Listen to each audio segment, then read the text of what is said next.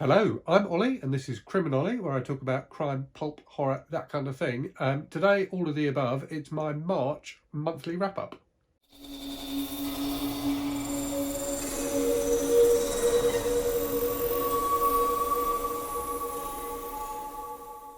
So I normally do weekly wrap-ups on a Saturday, but the 2nd of April has fallen on a Saturday, so even I can't make the excuse of doing a weekly wrap-up and a monthly wrap-up this week.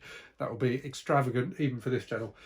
So I'm just going to talk very quickly about what I've been reading in the last week, and then I'll do the monthly wrap-up, and it will be a ranked wrap-up, as I've started doing, so from worst book to best book, or rather, the book I enjoyed least to the book I enjoyed most, let's put it that way, because there's certainly some books which no one would say were good books near the top of the list this time. So yeah, in terms of, and then I'll do some kind of channel-y stuff as well. So a couple of important things to shout out about the channel.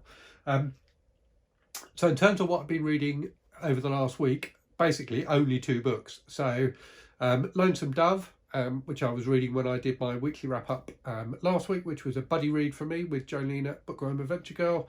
So a huge, sprawling, epic western, really enjoyable. I did have one reservation about it, but generally speaking, I thought it was fantastic. I've done a review of that, which will be going up on Thursday of this coming week. So yeah, thoroughly enjoyed that. And then after that, I read another book set in Texas, funnily enough, Savage Season by Joe R Lansdale, the first of the Hap and Leonard books. So Lonesome Dove was my 100th book of my 100 book challenge. So I was then, immediately I'd finished it, I was able to buy more books. So I will be doing a separate book haul video, which will go up sometime this week. If you look behind me, you might see a stack of books that aren't normally there, which may give you a clue as to what's going to be in my book haul video. But yeah, the first book not the first book I bought after coming off the 100 book 100 book challenge, but the first book I received was Savage Season, because it was a Kindle book and it was only 99p, and I was like, what the hell? I've wanted to read the Hap and Leonard books for a while, and when I saw it was only 99p, I thought I'd just grab it. So so I read that as well, and it was very, very enjoyable. I'll talk a bit more about it when I do the ranking. But yes, it was a very entertaining kind of crime novel. Right, so let's get into the ranking then. So what is the worst book I've read this month? So I did do a review of it. I've got the books stacked up here with post-its for the ones I read on Kindle. So the book I enjoyed least this month was Insomnia by Sarah Pinborough. I've done a review of that. So it is a domestic noir, really, with a bit of a twist. Much like her novel Behind Her Eyes. I really liked Behind Her Eyes, but I did not like Insomnia. So it's about a woman who's coming up to her 40th birthday and whose mother lost her mind when she got to her 40th birthday and has been incarcerated ever since. So it's about the woman's anxiety about approaching that milestone in her life, and then lots of weird stuff starts happening with her family. But it just didn't work for me at all, I'm afraid. Did not enjoy it. Next up then, so second worst book was Call Me Deadly by Hal Braham, which has got a fantastic cover, if nothing else. So this is I think it's 50s, 1957 kind of hard-boiled detective novel about like an insurance claims investigator that I picked up in a charity book sale in the supermarket ages ago. I got it at the same time as I got the Shel Scott book that I did a review of a while ago. What was that called? Something Bedlam, Babes in Bedlam. I can't remember. The Shel Scott book was a lot better. It was okay. It was serviceable, but it was really nothing special at all, and it did drag a bit in places. Next up was a reread. Batman Arkham Asylum, a Serious House on Serious Earth, which I did not enjoy at all. So I'm pretty sure I read this when it first came out. It is one of the first graphic novels, really, in terms of one of the first graphic novels that really sold big time, and that was an original work rather than what's the word I'm looking for? An omnibus of previously published comics. I just thought this was really over the top, but somewhat pretentious. It's got loads of really heavy leaden symbolism in it, and I also found it really difficult to read at times because the font that they use for the Joker is really difficult to read. They use different fonts for different characters. And yeah, I didn't enjoy it. I know a lot of people really rate this, but I thought it was pretty rubbish. Next up then, one that I read for March Mystery Madness. The Carter of La Providence by Georges Simenon, which is one of the early Inspector Maigret novels, which was okay. It was a mystery about some murders that kind of revolves around some canals. The Carter is someone who works on a boat, basically on a barge. And yeah, it was okay, but it didn't grip me in any way for some reason. I'm continuing with the Maigret novels. I've got quite a few of them, and the first one, Pietro the Latvian, I really enjoyed, and I read another one of them for March Mystery Madness this month as well, which was better than this one, but this one just didn't work for me, I'm afraid. Next up, in my continuing read through of the Edge book, so Edge book 14, The Big Gold, which was very silly but quite entertaining. So these are kind of fairly brutal 70s westerns. In this one, Edge, who's the hero, gets hired to protect this kind of travelling show that's got this massive amount of gold that they put on show just for people to come and gasp over. It was quite entertaining because it's got like tigers and stuff like that in it as well, and you can imagine in a brutal western what happens with the tigers. So yeah, it was silly and entertaining. Not a fantastic entry in the Edge saga, but quite an entertaining one. Next up, so two more Kindle ones. So Drive-In 2 by Joe R Lansdale, who also wrote Savage Season. I don't think I said he wrote Savage Season. So the second of his Drive-In novels, I didn't like it quite as much as the first, but it's very entertaining still. It's really a kind of crazy horror novel where the characters, so in the first book, the characters are trapped in this drive-in, and all sorts of weird stuff happens. In the second book, they're kind of transported to this like alternative Earth, and again, all sorts of weird stuff happens. So it was very entertaining, quite funny in places, quite gruesome in places, but you know, not groundbreaking by any means.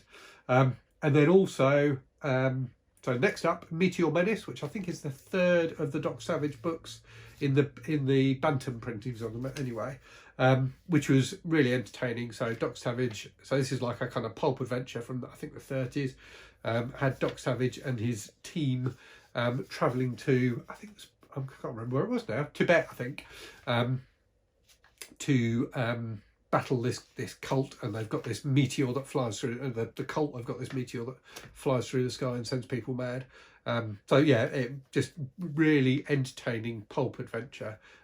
Yeah, lots to recommend about the Doc Savage books. They're definitely of their time in terms of portrayals of race and things like that, but very entertaining nevertheless. Next up, book 7 of the Gore books by John Norman, Captive of Gore. So I'm doing a read through of this series as well. So this was, I think some people find this like the most troubling entry in the series up to this point. It was interesting and different in that it was told from the perspective of a different character. So the books are normally told from the perspective of Tal Cabot, who's this Earthman who's been transported to Gore, which is this kind of weird alternative Earth. The thing that's weird about Gore is it's kind of medieval feeling, and they've got different wildlife and things like that, but also that the kind of Gorean society revolves around women being subservient to men. So these books are effectively a kind of male domination fantasy. But what I would say about them is there's hardly any sex in them, and they're not sexually explicit at all. But there is this constant kind of S&M theme going through them. So in this one, the main character is an Earth woman who's been transplanted to Gore, and who initially resists and then gradually gets broken down by Gorean society and submits in the end. So it's, the content is definitely troubling, although I don't know, post 50 Shades of Grey, it'd be interesting to do a comparison between this and 50 Shades of Grey, because there's certainly similarities. Yeah, it's definitely a troubling book, but it's also quite an entertaining pulp adventure. So yeah, make of that what you will. Right, next up, more pulp. So The Executioner, Caribbean Kill by Don Pendleton, which has McBain the Executioner travelling to the Caribbean, as the title suggests, and taking down kind of a mafia stronghold there. So that I think the mafia are using the Caribbean to launder money and things like that. So yeah, action-packed, really entertaining, a nice change of location. So the last few books have all been set in the US. So yeah, it was nice to have a different location. Yeah, great fun, great action, great fun. Nothing too intellectual, but very entertaining nevertheless. Next up, again for March Mystery Madness, so the other Maigret novel I read, so The Hanged Man of Saint-Pholien by Simenon, which was, I preferred this to the other Maigret book. So this one is about it starts fantastically. So the first quarter or so is brilliant because Maigret is like trailing this guy who then loses the suitcase. So he's like following him on trains and things like that. And the guy loses the suitcase that he's got and completely flips out and ends up committing suicide. And Maigret's unable to stop him. And it's then about the backstory of, what's led up to this and why this has happened. And it's one of those ones where there's, things that have happened in the past that come to light and that kind of thing. But it was a very entertaining mystery. I definitely enjoyed that one more than the Carter of La Providence. Next up, 2 more books that I read for March Mystery Madness by the same author, albeit published under different names. So the first one is Beauty and the Beast, published as Ed McBain, which is, I think, the 3rd in the Matthew Hope series of novels. Yep. So Matthew Hope is like a Florida lawyer. I think he's a divorce lawyer who gets involved, consistently gets involved in investigating crimes as well, because it's a detective series. So in this one, he's investigating the murder of this kind of beautiful European woman who lived in the town he lives in. And it's really, much like The Hangman of Saint-Pholien, it's all about things that have happened in the past that have led up to this event. An interesting take on kind of race relations and things like that. So the woman's husband is black, and he initially gets, is imprisoned for the crime. So yeah, it was, and as you can tell from it's probably a slightly inappropriate cover, given what I've just said about what the book's about. But that's the 90s for you, which I think is when this was published. Oh no, 80s, 82. This edition's from. So yeah, it was interesting. It definitely felt of its time in terms of the portrayal of race, but it also felt like McBain was trying to do the right thing. He was definitely a politically on the liberal side of the political spectrum. So yeah, it was an interesting read, but not a fantastic mystery. It was okay, but not brilliant. Next up, so by the same guy, that's what he looks like, but published under his real name, Evan Hunter, although it's not the name he was born with, but it was his legal name. So Privileged Conversation, which was kind of an erotic thriller, I suppose, or like an erotic psychological thriller in the vein of Basic Instinct or something like that. And indeed, he's very aware of the fact that it owes a debt to things like Basic Instinct, and mentions that particular film as well as some others many times in the book. So this is about the relationship between a middle-aged psychiatrist and a young dancer who's starring in the Broadway, or not starring, but featuring in the Broadway production of Cats. There's some fantastic scenes in here where they really lay into Cats and say what a terrible musical it is, which are very funny.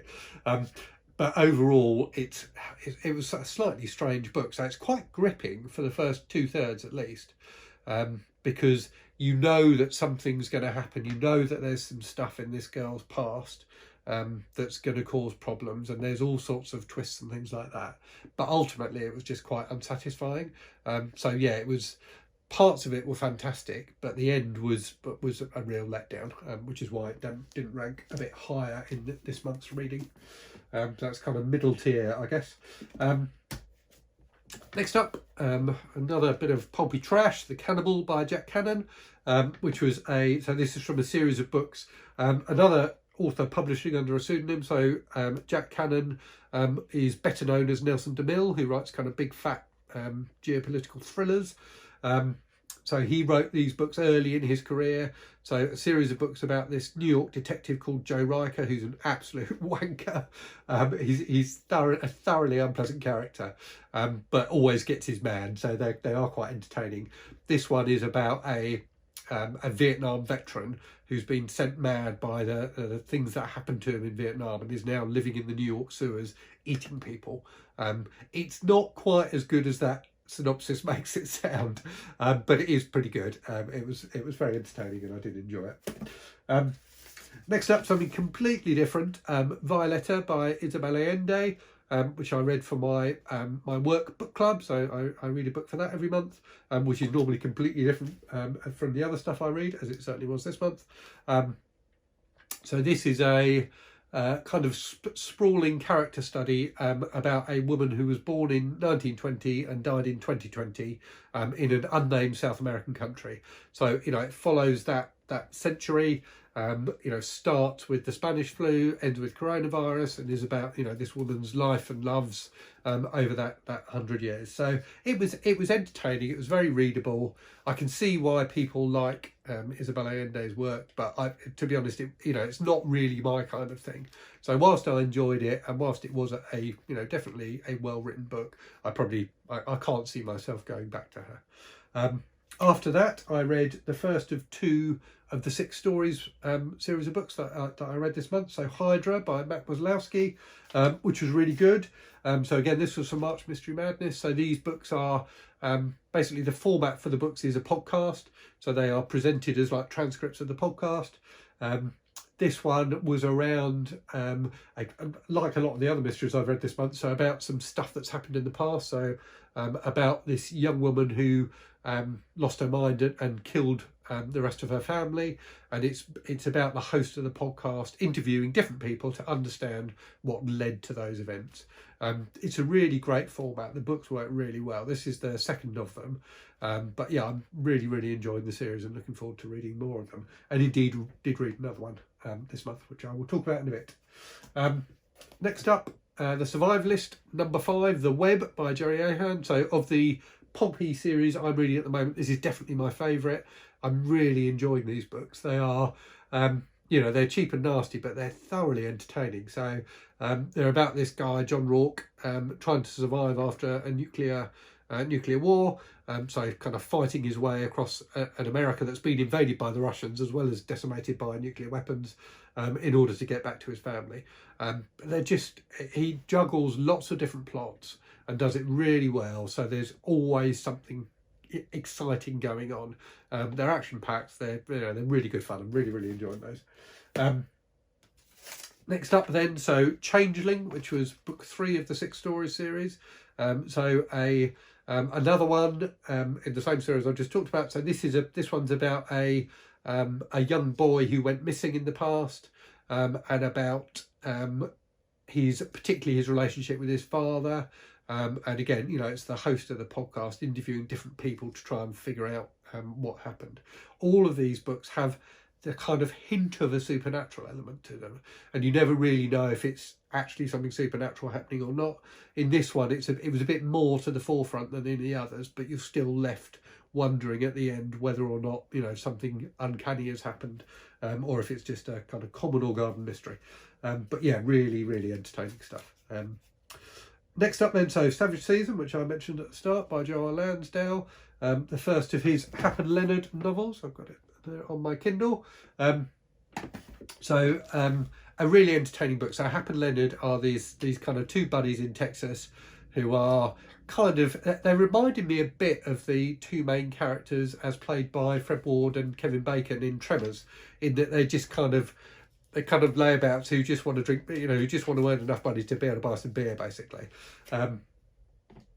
So they're an interesting pair. So Hap, who's also the narrator of the books, is a white guy. Leonard, who's his buddy, is a black guy who's also gay. And I think, I can't remember when this one was written, I think about 1990. So that feels quite advanced for that time. And they have a great, it's a great kind of buddy relationship. In this one, they are hired by an ex of Hap's to help recover some money that's sunk in a boat, basically, and everything kind of goes crazy from there. So it starts quite gently and slowly. So there's this really slow build up for the first half, and then the second half is just pure action.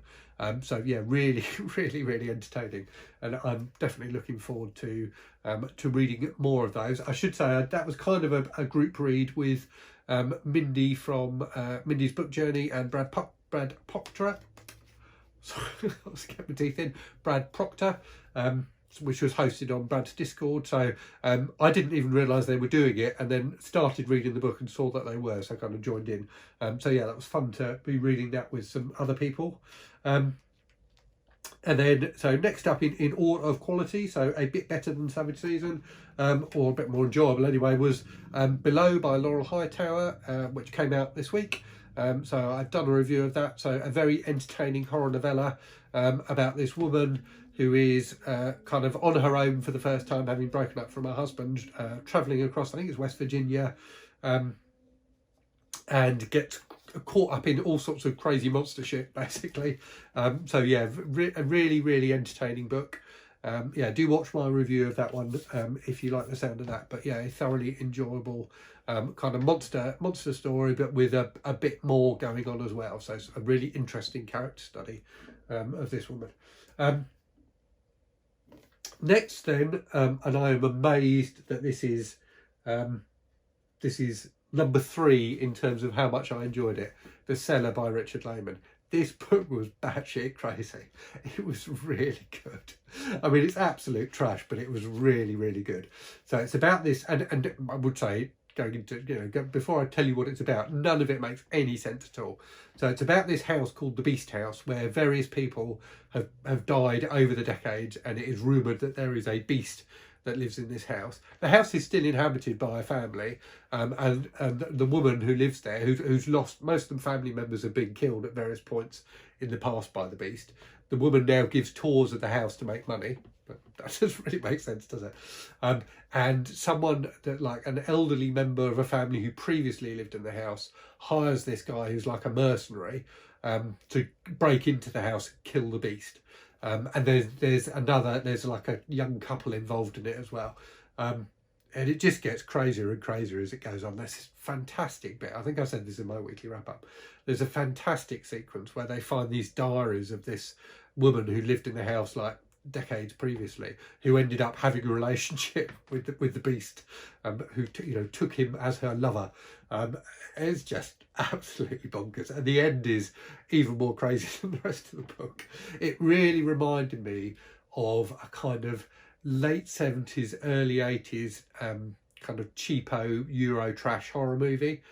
That kind of really weird exploitative horror movie that the Italians in particular, and the Spaniards to an extent as well, but particularly the Italians churned out around that time, with kind of weird kinky sex and lots of gore. Absolutely fantastic. So far better than The Cellar in every possible way that you could think of was the Blackwater series by Michael McDowell. So I think I read the last 3 books of the series, 3 or 4 books of the series this month. And again, I've done a video review of those, but a really fantastic series. So a Southern Gothic series spanning several decades, about this family and the town that they live in, and this woman who marries into the family, having been discovered after a flood, kind of marooned in the local hotel. Who there is clearly, she is clearly not of this earth, should we say? Well, no, maybe not of this earth, but not human. And it's just a wonderful series of books, absolutely fantastic. So a great kind of family saga type thing, but with really fantastically enjoyable horror stuff going on as well. So thoroughly recommended.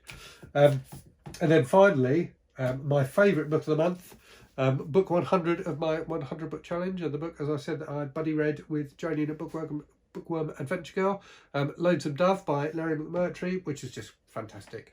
Like I said, I've done a review of this, so I won't talk too much about it, but a sprawling epic western about these 2 guys who led a kind of team of Texas Rangers in the past, who've now retired from that and are running a ranch, who go on basically a cattle drive.